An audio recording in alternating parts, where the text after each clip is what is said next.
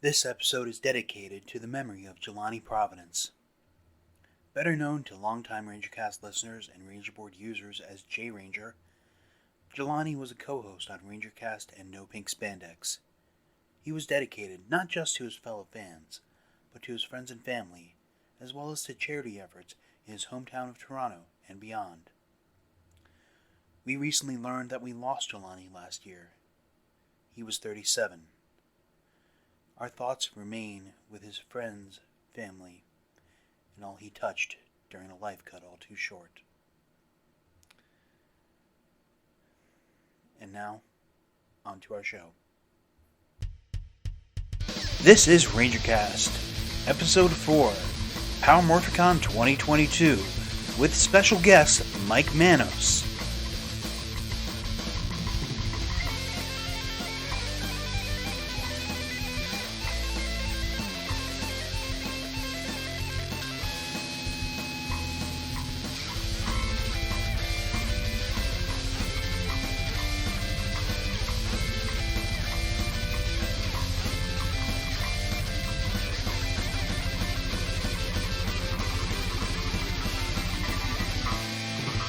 Alright, this is Rangercast. As always, I'm Tyler, better known as Rito Volto, and I am joined by... Lamar Richardson, it's Morphin time. And thank you for having me. My name is Mike. I am this episode's diversity hire, if you will. I used to do a show called Truncated Power Rangers on YouTube. I'm trying to get that back up. And you can find me cavorting around Rangerboard still as Renegade Pancake. Yeah, diversity hire, because if there's one thing this show needs, it's a second bald white guy. It's like the 90s all over again. Like a tech I'm not podcast. bald. Yeah. So, and also you staffed Power Morphicon. Well, you weren't intending to, but you ended up staffing Power That Morphicon. kind of happened, yeah. Yeah, you arrived as a volunteer, then 5 minutes later, it's like, you were anointed. Yeah, I know. I'm still trying to get the holy water off my forehead. Yeah. And as we record this, I'm fresh off the plane from California. I spent an extra week there visiting family, tooling around, cooling off mostly because naturally I had to take that extra time during a massive heat wave. I'm happy to be home with, where it's nice, cool, 86 degrees and better air conditioning. Yeah. Oh, is it warm in Southern California? Yes, just a little, a little. It was only about 110 degrees, so it could be worse where I was most recently out in Riverside. When I actually, stepped off the train in Los Angeles, headed to LAX, it was actually quite a relief.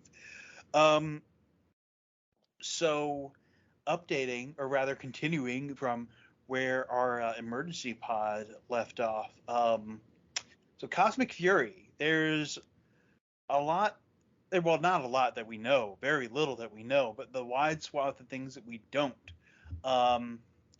According to Simon Bennett, who posts on Rangerboard as he does, whether it's a good idea or not, I don't know.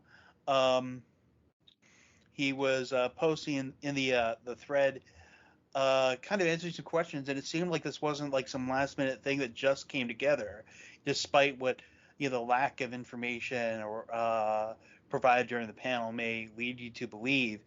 He said in one of his posts that they'd been working on Cosmic Fury since May of last year, and that Cosmic Fury, the name, was decided quite late in the process. Much in the way that they originally wanted to call it Dino Fury Dino Knights and got overruled by John Hasbro. So they needed to secure the actors, and they knew it was a possibility toward the end of filming Dino Fury, and the actors committed subject to E1 greenlighting it a few months later, and that's when they could really get the ball rolling in development. So they were greenlit in about March, and maybe it's true the cast actually was using their best poker face and not asked not to give any details about Cosmic Fury. But he definitely confirmed that the early release of the teaser was a oopsie on Hasbro's part, that maybe it should have dropped 11 a.m. or to coincide with the Screen Rant article that dropped at 8 a.m. Pacific time, rather than just blindsiding everybody that Saturday night at Power Morphicon. I can tell you that definitely was supposed to come out at 8 a.m. on the Sunday. Yeah, that was the plan. Yeah, I'd heard different things, but either way, oops.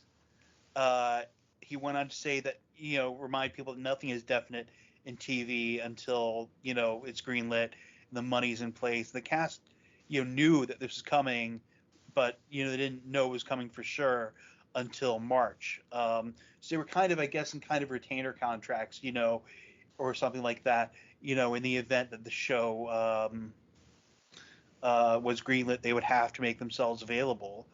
And they didn't know anything when they signed those initial, just in case deals. But Simon says they committed, quote, because they wanted to do it and because they're an excellent bunch of people, which, okay, yeah, all right, I can see that. But it seems like not everybody is back in New Zealand just yet. No, I mean, some of them were even doing the convention tour as recently as June. I saw them at Ranger Stop and Pop, and they kept it really close to the chest. Yeah. They were treating this as okay, well, we're done filming. Now we're getting our convention fix in. I think Russell Curry posted something to the effect of, that he was headed back down Auckland, but Tessa Rao, according to her Instagram, is, doing the tourist thing in New York City right now. But I guess everybody's on their own schedule right now. The other piece of news, this also came from Simon, is that production has moved from Studio West, where they've been for basically 20 years, to Auckland Film Studios, which they claim to have housed Ninja Storm. I'm not sure if that's true, but it's also where they shot that Trent and Tommy ATV fight in Dino Thunder. And the picture that Simon posted has Rangerboard on his computer screen. He's always keeping tabs. Is that an internet browser pun? Not intentional. Oh, I didn't even catch that. I imagine but that said, I imagine it's always a tab that's open. Just checking, Tyler. Yeah, I know. I mean, ultimately, the quality of the show has never really been linked to where they filmed. It's really been about the writing and the cast. Right. Yeah. I mean, we've had great, seasons in New Zealand, great seasons in LA, and seasons that could have used some rework in both places.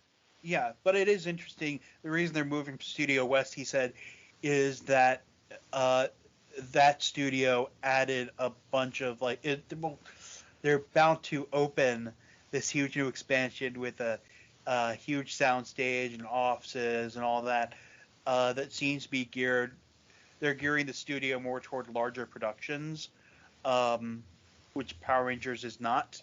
They have other spaces like warehouse spaces where they keep all the multitudes of costumes and props that the show uses, so it's not that big a change. I'm not sure about the extent to which they'll have to rebuild those old Dino Fury sets for use in Cosmic Fury, but we don't know the extent to which those sets will be relevant in Cosmic Fury. Now, the other thing that Simon made news, well, not news, but at least some discontent in the fandom, is his calling out of a fan who was sharing links to rips of international airings of Dino Fury, which, come on. I mean, if you're pirating those episodes and you can't wait, the 3 weeks or whatever for them to be made available in the U.S. or made available elsewhere in the Netflixville, what are you doing? What are you doing? But Simon, in his words, said, quote, this kind of sharing is a form of piracy. It affects viewership of the legitimate program, which makes it less financially viable, which can ultimately affect the show's future. Please don't share.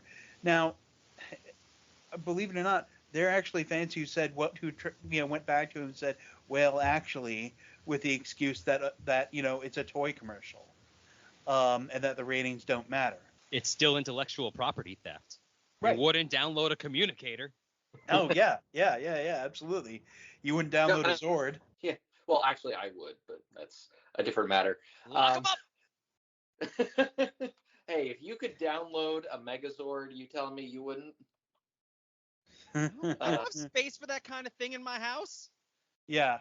Think of all the 3D You printing don't need a house. materials You that have a would take. Megazord. Just live in the Dragon Zord. No, but on a serious note, I think he's absolutely right. Power Rangers has never been one of these productions that can afford a lot of leeway. They've been canceled twice. Obviously, they've been struggling to stay on air for a large portion of their existence after '95. Obviously never pirate. I'm not endorsing it, but I'm saying, especially for a franchise that's struggling to this degree, we really can't be doing this. Yeah. I think the one kind of thing that the one situation where I can maybe understand it is where the show legitimately is not available to you to watch at all. Like an RPM situation where when that was airing, there were in most markets it didn't air at all. Or I know here in Baltimore, it aired at like 5 a.m. So I was watching it when I was actually legitimately up that early, but on a Saturday I was probably not up that early. But if it's on Netflix, it's on your time. And up until Nick Deal, it was available on over-the-air television for so much of the show's life.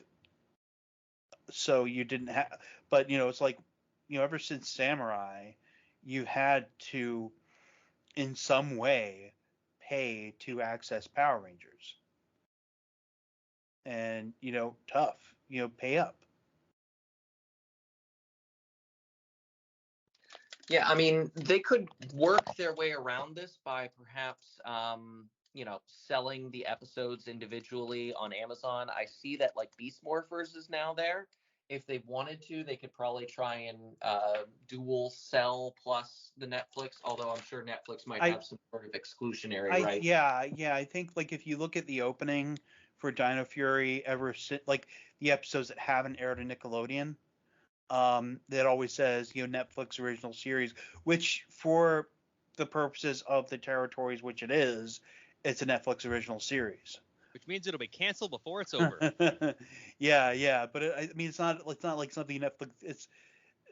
I guess it's more like something that like a Transformers style deal where Hasbro kind of just needs a place to put it, and but something that somebody that a fellow mod of the Power Rangers subreddit brought up to me in our internal chat is Razgriz brought this up, that My Little Pony writer M.A. Larson suggested that piracy helped save My Little Pony because it started in 2011. It was on the Hub, which was a channel that few households had.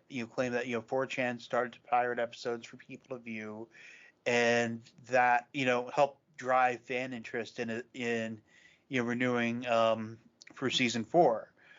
But that's again, I guess, kind of an RPM situation, but still, like even then, if you're downloading and you're pirating the show, like for newer seasons, that are non-union, there's not like you're depriving actors of residuals, but when the bean counters decide whether to order more episodes and how many to order, they don't look at how many people pirated the show. They look at how many people watch the show. They do look at toy sales as well for Power Rangers, but think of who you're hurting. For sure, and this franchise needs all the support it can get. Hasbro's clearly put a lot into this, and obviously, since it's a company, they need to be getting back more than what they put in. The Lightning Collection's doing well, I think. The Zord Ascension project's too early to tell, but the show seems to be doing really strongly. We can't give them any excuse to cancel it. Yeah, yeah. I mean, the show's been on death's door multiple times before, and you gotta ask yourself if you're, posting these links to Mega Upload or something, what the hell are you doing? Now, doing a hard pivot, there was some other news out of Power Morphicon that had nothing to do with Simon Bennett. Super 7 had a panel where they unveiled Madame Woe as part of the Ultimates line. And what the Ultimates line wasn't really on my radar before the panel, but it's like made to order toys that include all the heads, all the props, like they got a putty that comes with everything, like including like the football uniform from the Rhino Blaster episode. They think of everything. So, or like Rita comes with a Kim head from that one episode, and their Goldar, looks fantastic. I mean, I'm late, to finding out the Goldar, but it's the best looking Goldar figure I've ever seen.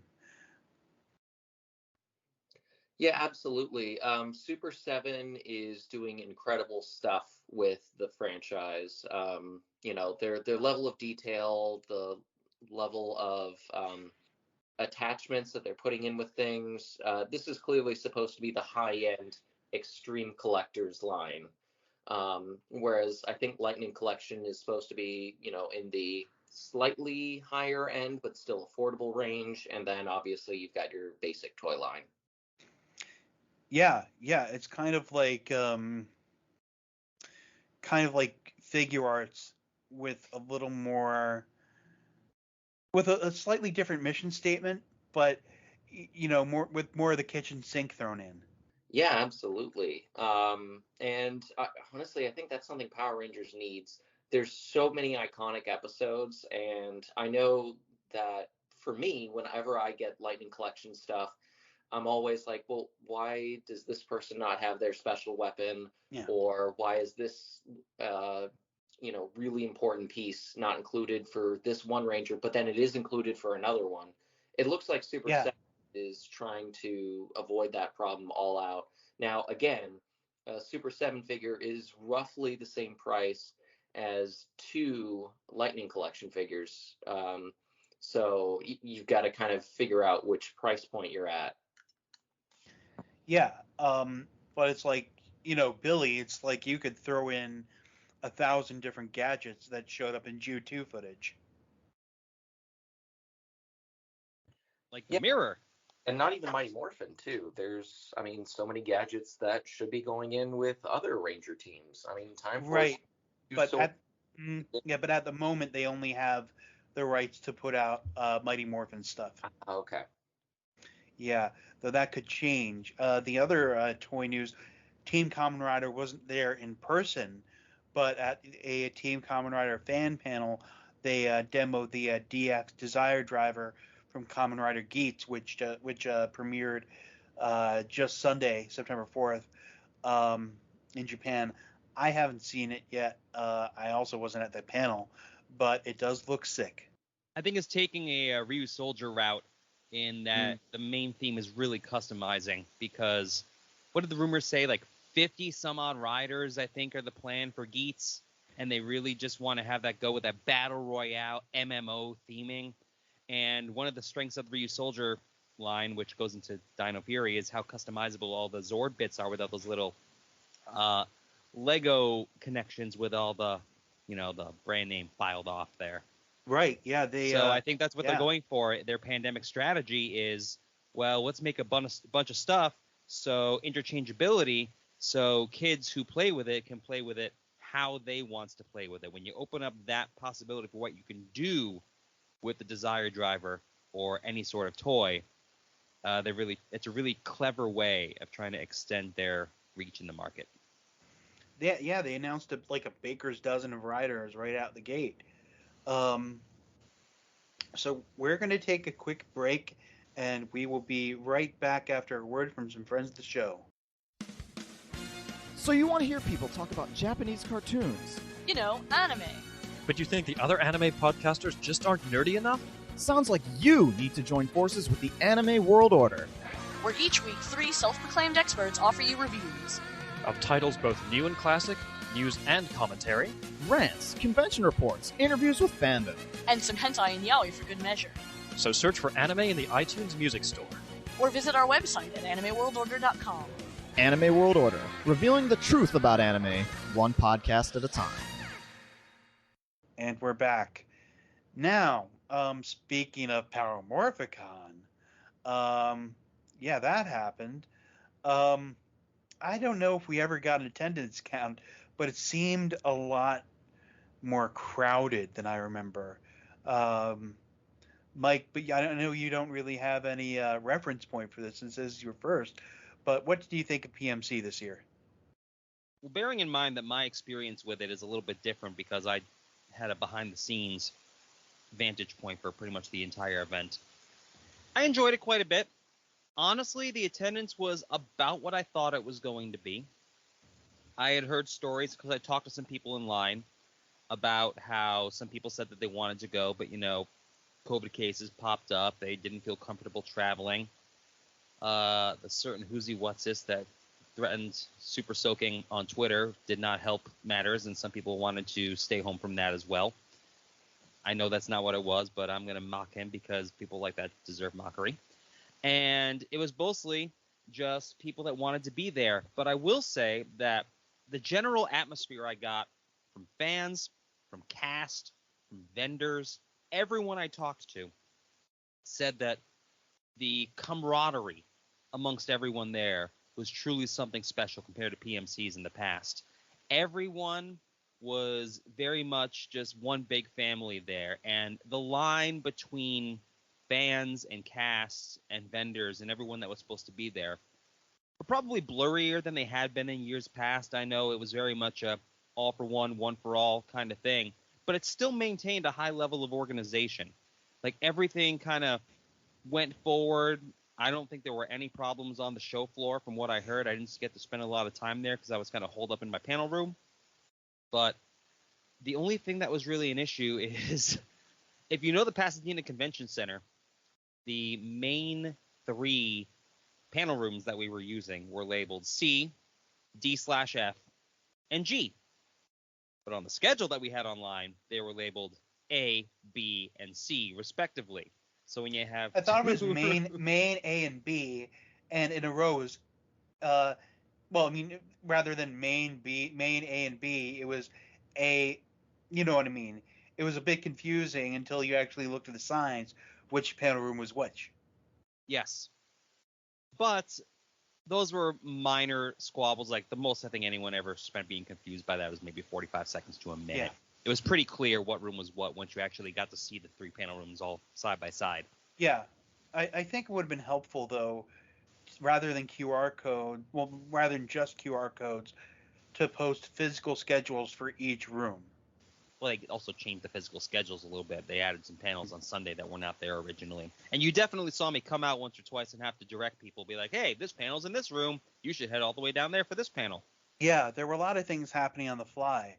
Like, even closing ceremonies ultimately got canceled because Scott didn't have time to run them. It was like after the voice actors panel, Scott and Cameron Gibo basically poked their heads out on the main stage and said, con's over, everybody. It's been real. Or rather, that's, thanks for coming. He didn't kick everybody out just then. There were still a couple things left to go. But that's sort of like stuff that happens. So people would try to show up for the closing would be very confused.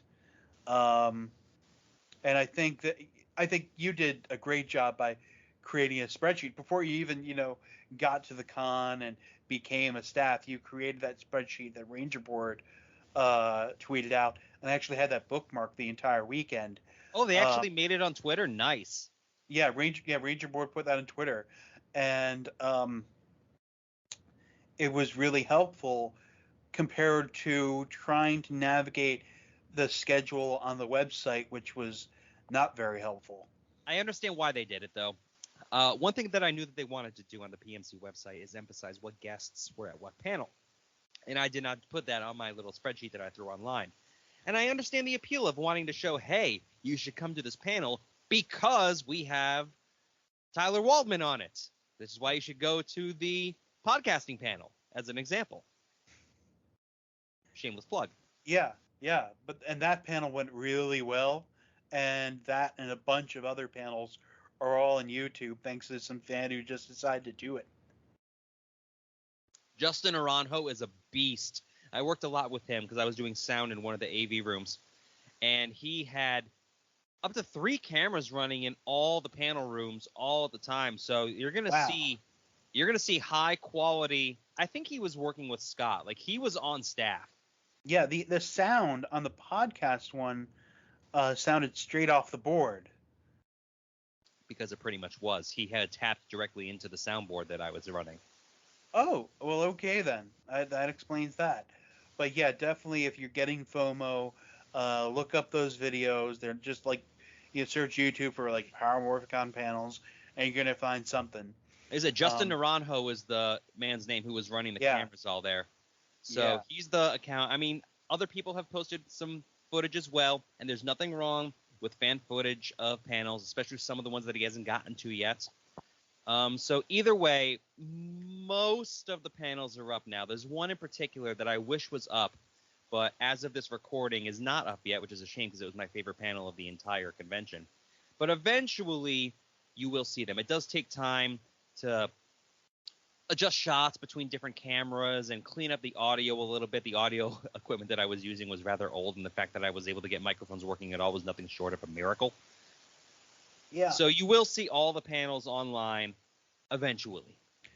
Yeah. And I think, like the panels, a lot of them are really, really good. But I think the problem sometimes at PMC is you're trying to do a cast panel or a panel about a specific season, and there are like 20 relevant guests. I'm exaggerating here.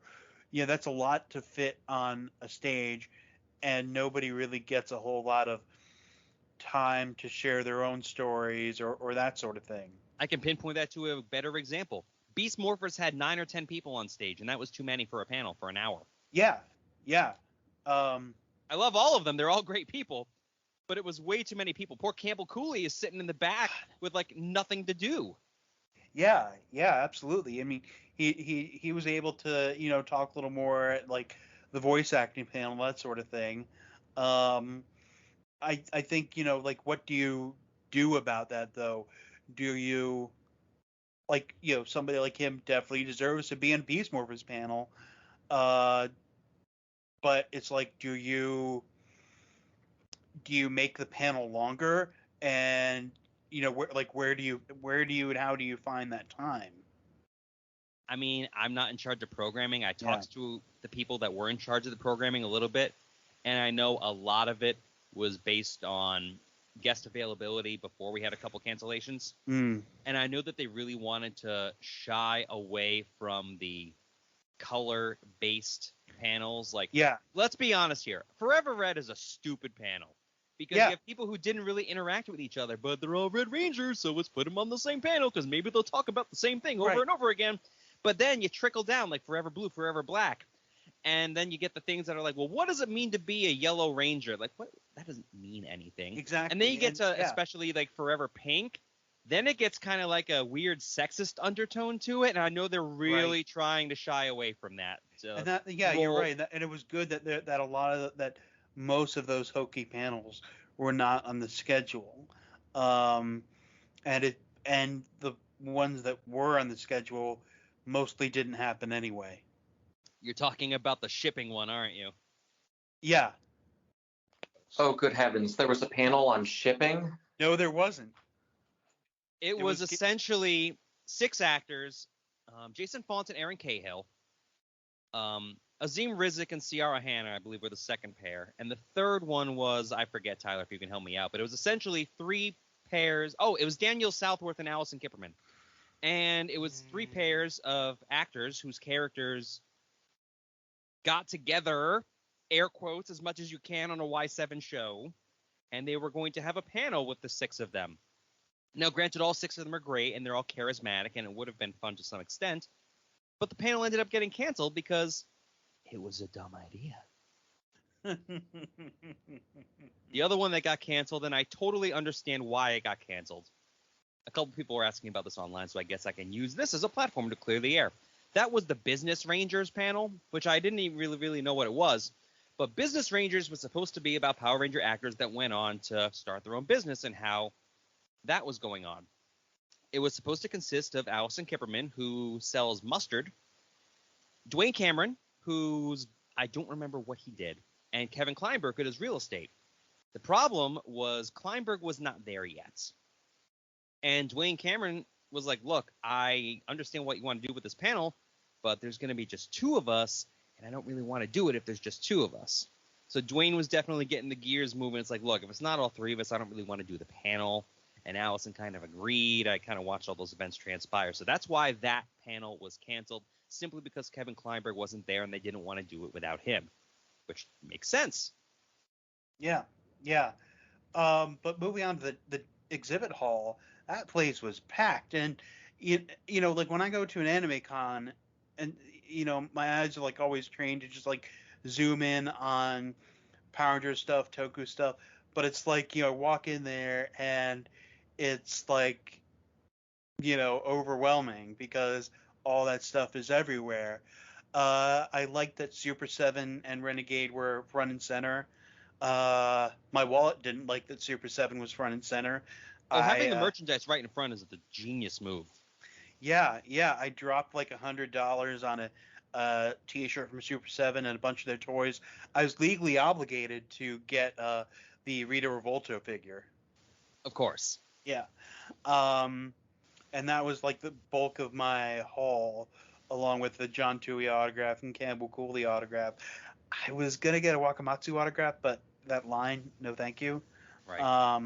And I don't know how much it was anyway, so I didn't do that. But there was some real good, like, vintage, well-kept vintage stuff kicking around the exhibits, like, you know, 1990s vintage Titanus or the black and gold Megazord. And it was really, really cool to see the sort of like old Bandai stuff that was still in okay shape that these booths were selling. Yeah, essentially, it was split up where the entire left side of the room was all this merch. It was like, for the ultimate Toku fan, it was like the world's coolest garage. I mean, you had all this stuff just piled sky high. The booths of some of these vendors, it looked like you were passing a flea market. They had set it up to essentially be a miniature storefront, which is really cool. It kind of had an Akibahara kind of thing going on. The feel was there. And on the right side of the convention center, where on the open floor, they had all the actors. There's 2 things I want to address about this, though. Number 1, they needed a map. It was very hard to know where everybody was set up. There were people there as guests that I did not know were there, just because it was really hard to navigate to their booth because there were so many guests there. And quite a few showed up, you know, that were not on the list of people that were supposed to be there, especially with some of the later seasons. If they happened to be in LA, you know, they just kind of popped in. The other thing, and I saw this addressed, is a lot of people had problems with that back right corner, because in the back right corner you had the 2 Sentai actors. You had Jason David Frank there on Saturday. You had Austin St. John there on Sunday. Walter Jones was back there. So Aaron Cahill's line was back there as well. And a lot of people said that it was chaotic because you had 4 really long lines all kind of clustered toward each other.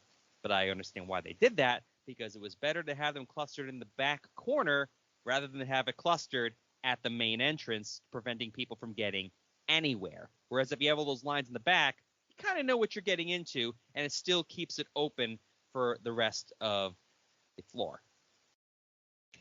So do you think you're going to be back next time, staff or not?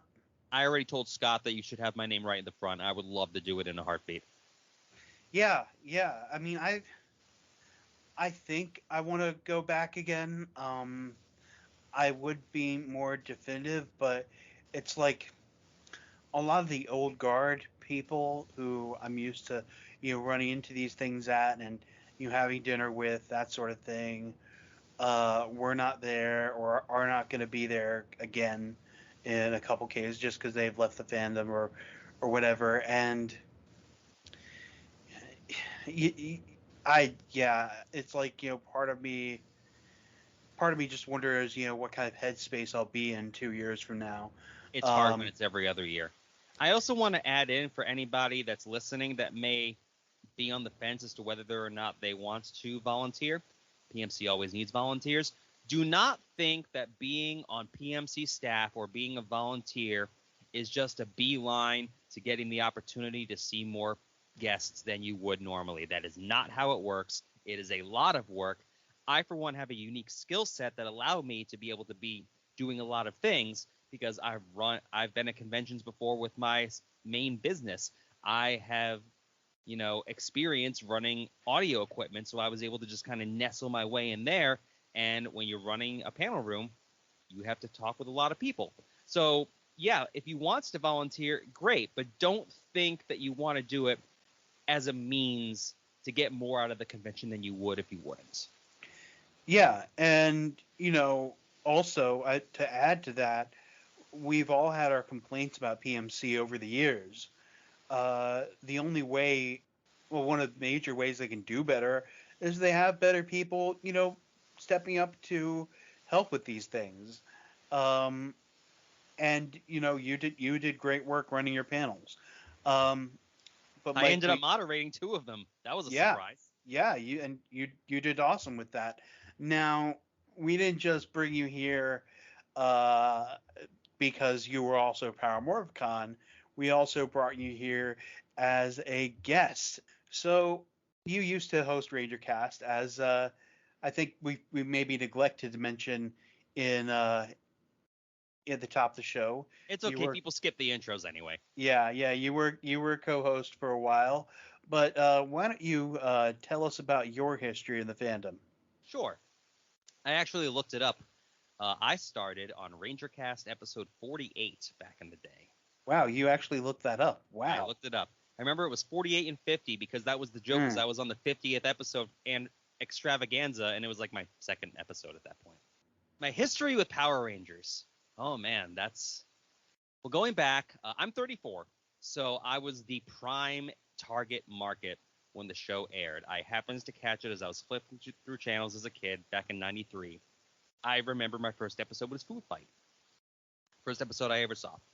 And when you see Pudgy Pig and you're, 5, as I was, you're like, well, now I kind of have to keep seeing where this is going to go.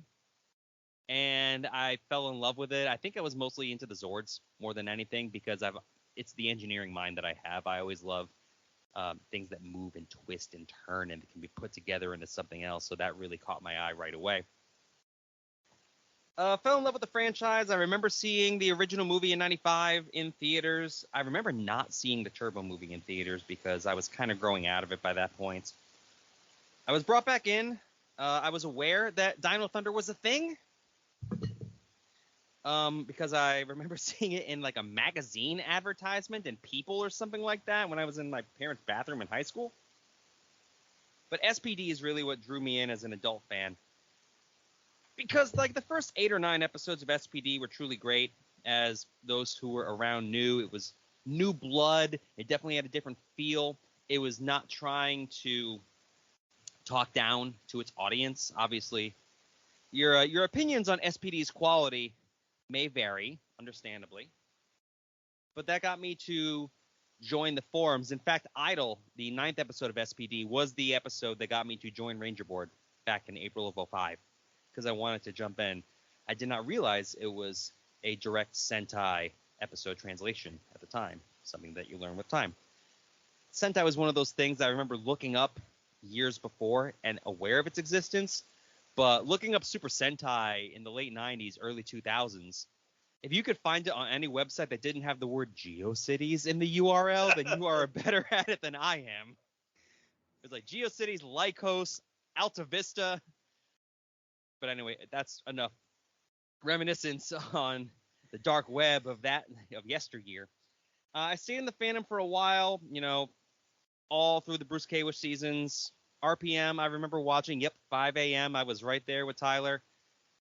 I joined Rangercast because Tyler and I had mutual friends. He thought I'd be a good fit. I didn't have the means to do Rangercast very often. I had a failed Power Rangers podcast called Pod Force that maybe 4 people listened to. I don't know where those 4 people ended up.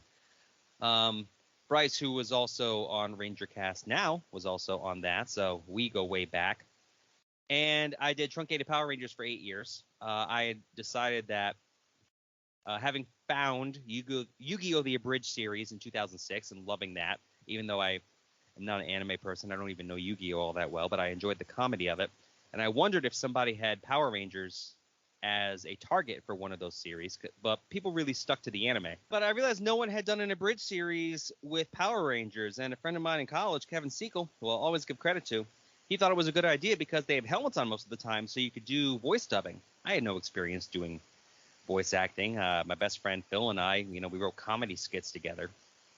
So I decided to take it on. I was interning at Sirius Satellite Radio at the time in the summer of 2008, so I had a lot of help from some somewhat decent names, John DeVore, who was the editor of Maxim magazine at the time, and some other celebrities who I pitched ideas to, and they said, yeah, you might as well go for it. So I had a little bit of help from some friends in higher places.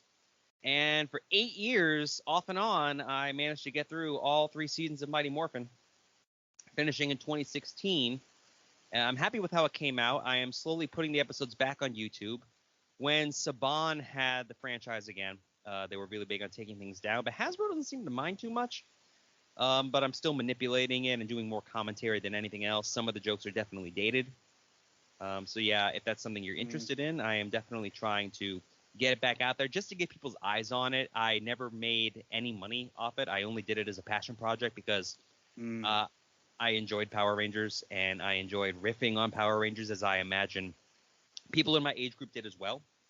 But I had also fallen out of the fandom for a while. Like I said, Samurai I had no interest in, but Samurai did not cause me to leave the fandom. The 2010 reversions caused me to leave the fandom for quite a while. And watching those comic book effects and dance battles and shortening to 32 episodes. Really? And pretty much just floundering on the rights to the franchise. 2010 was a dark time to be a Toku fan, let me tell you what. It was like 2 weeks into that we found out that Saban was coming back.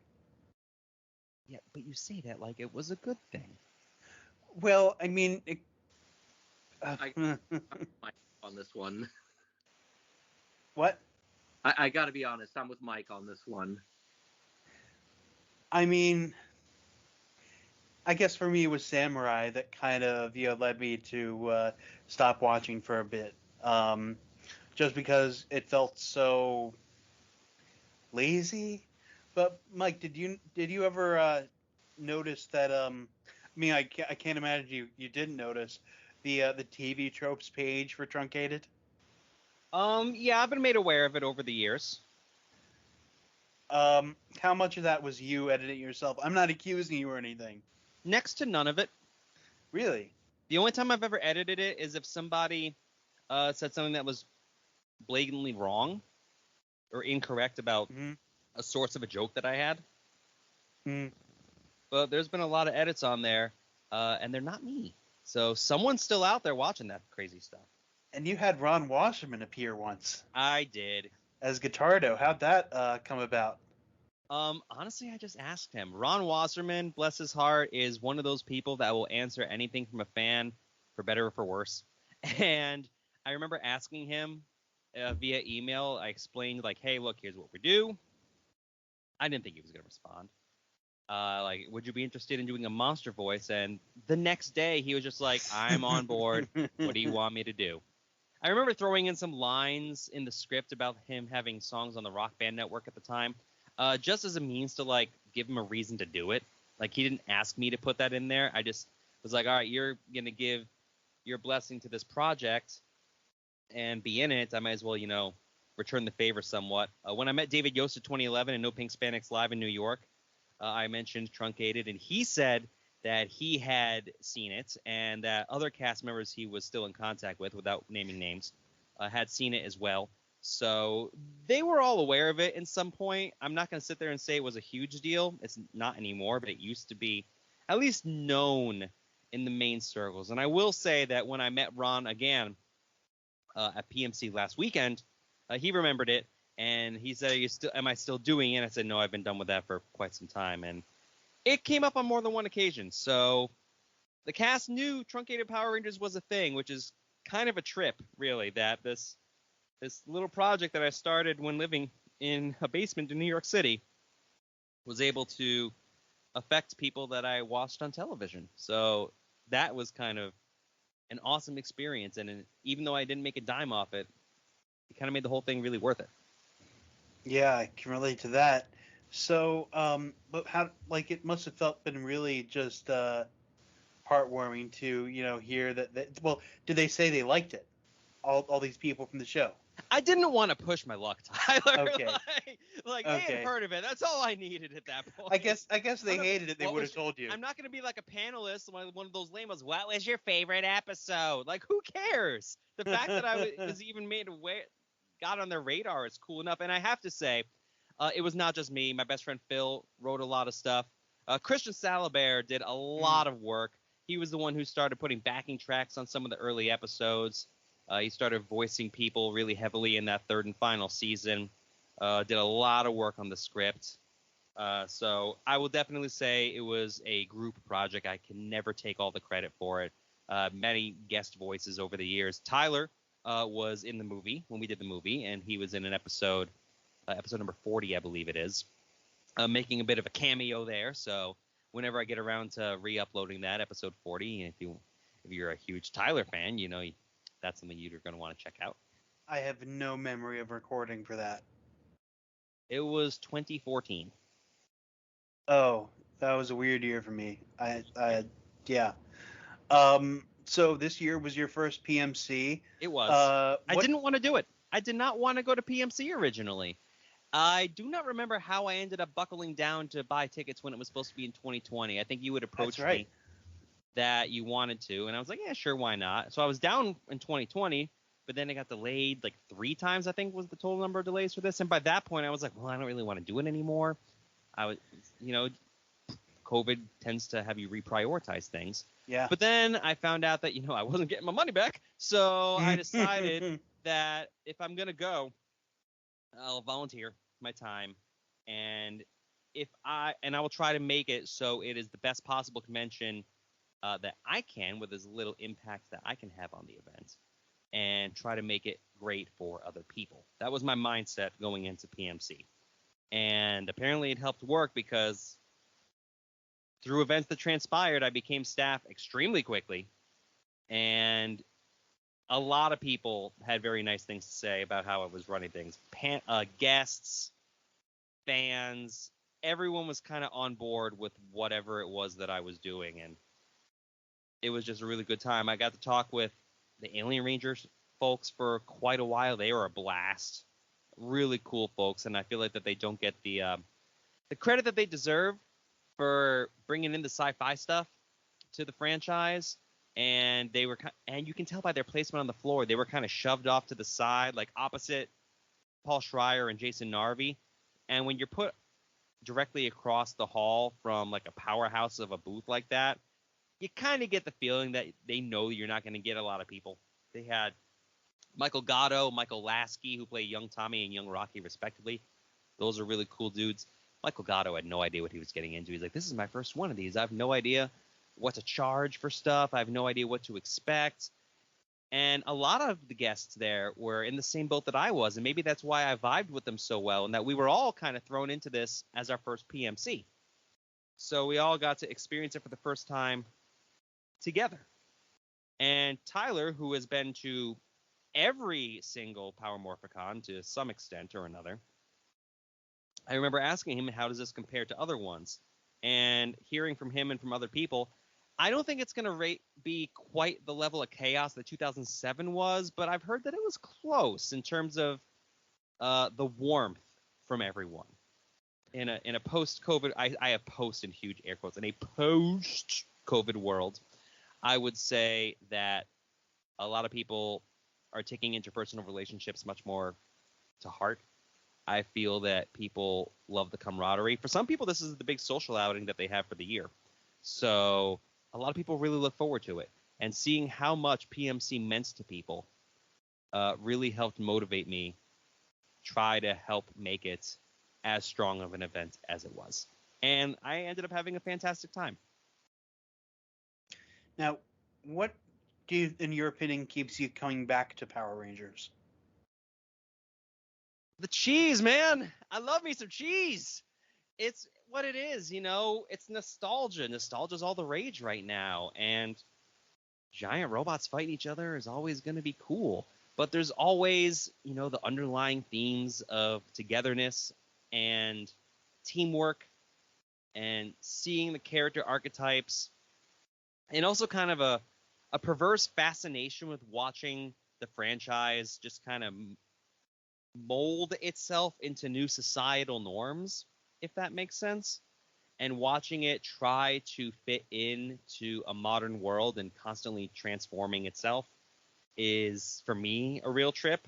And just sometimes it works and sometimes it doesn't, but I always appreciate the efforts that it makes. And I will say that I guess I became back into it with Beast Morphers, mostly because Go Busters is a top 3 Sentai for me out of the ones that I've seen. So I was very interested in them going back to Beast Morphers, going back to that footage. So that drew me in. And then beginning in 2018, I managed to, 1 episode a day, make my way all the way through every episode of Power Rangers. And now I'm all caught up. So that doesn't make me a better fan than anyone else. It just means I had 30 minutes of free time for every day for like 4 years to get through everything. So, I don't know, just my opinions over the franchise has changed drastically over the years. It's more of a respect than anything. And because I did Truncated Power Rangers, because I was there a day oneer, I don't want to see it fail. Like, it's kind of like my baby in a way, even though I didn't really have anything to do with the franchise.